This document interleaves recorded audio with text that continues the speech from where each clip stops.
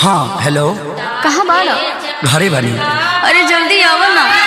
अरे इतना जल्दी कब आ? हमरा ये सब कुछ नहीं के सुने के, जल्दी आवा ना।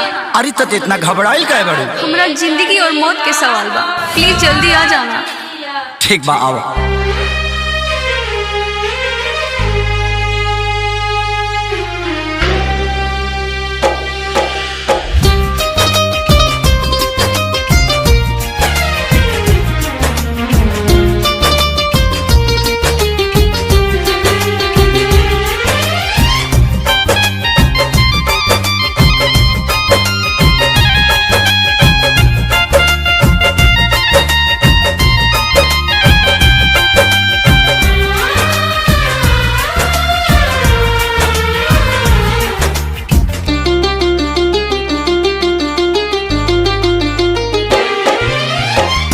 पागल के भइल बाटे पागल के दासा, आज हमरा पता चलल प्रेम के भाषा।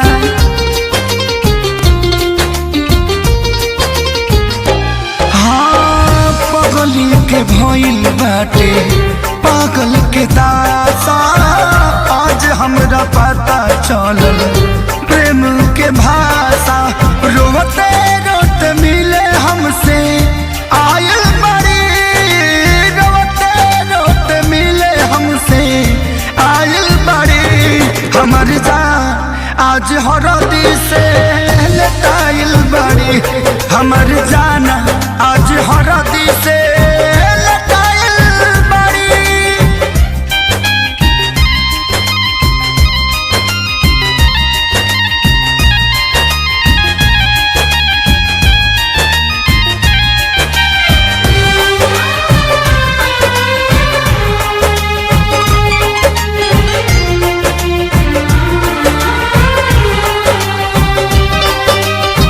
घर परिवार देख खोजत होई जा, छतिया पमुड़ी धके रोवा तारी एही जा।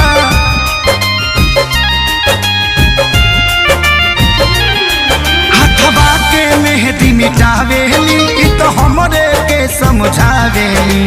अखिया बाल राइल पागा लाइल बड़ी, अखिया बाल राइल पागा लाइल बड़ी। हमर जान आज हरद से लटाइल बड़ी, हमर जाना आज हरद से लटाइल बड़ी।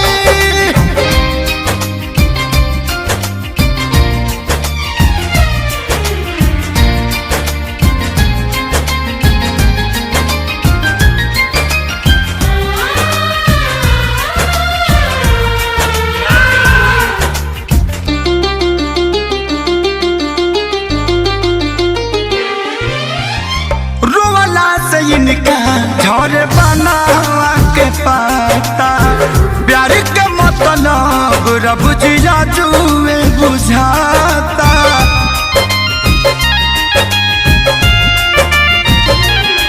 हम इनका से तनिको खफा नहीं खी, काहे की जान बेवफा नहीं खी।